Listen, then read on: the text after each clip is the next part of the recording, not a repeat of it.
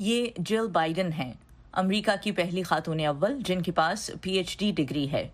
اپنے شوہر کی حلف برداری کے بعد ایک ہفتے کے اندر اندر جل بائیڈن نے دیگر تعلیمی ماہرین کے ساتھ ورچوئل میٹنگ کر کے واضح کیا کہ امریکی استادوں کو درپیش چیلنجز کا حل ان کی ترجیحات میں شامل ہوگا۔ We're all facing so many challenges right now. اس وقت ہمیں بہت سے چیلنجز کا سامنا ہے۔ میں جانتی ہوں آپ پر بہت دباؤ ہے، لیکن یہ لمحہ تعلیم دانوں کا ہے، کیونکہ ہم جانتے ہیں کہ افراتفری کو کسی خوبصورت چیز میں کیسے بدلنا ہے، کیونکہ یہی کام تو ہم روزانہ اپنے کلاس رومز میں کرتے ہیں۔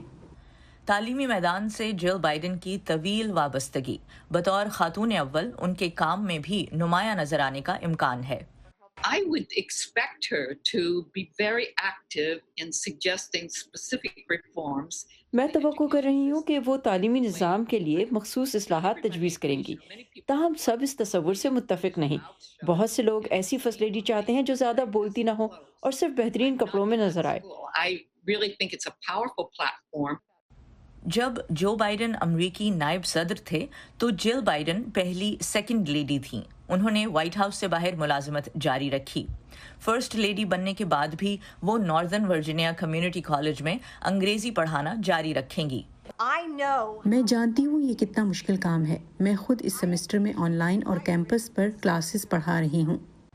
اپنے کالج کی گریجویشن تقریب میں انہوں نے اپنے ایک طالب علم کی کہانی سنائی جس نے ان کی کلاس میں داخل ہو کر کہا، Dr. B, I saw you last night on the television with Michelle Obama. Doctor B, میں نے کل رات آپ کو مشیل اوباما کے ساتھ ٹی وی پر دیکھا تھا۔ میں نے اپنی امی سے کہا، امی دیکھیں وہ میری انگریزی کی ٹیچر ہیں، اور میری والدہ نے کہا وہ آپ کی استانی نہیں، سیکنڈ لیڈی ہیں۔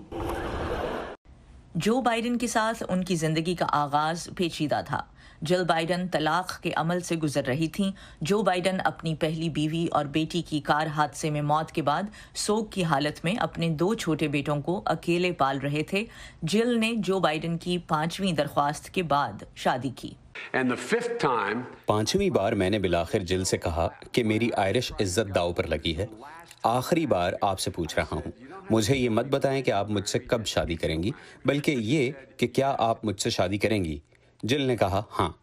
4 سال بعد جل نے ایک بیٹی کو جنم دیا۔ 2015 میں انہیں جو بائیڈن کے بیٹے بو بائیڈن کی دماغ کے کینسر سے موت کا المیہ سہنا پڑا۔ This is personal for me and for my husband Joe.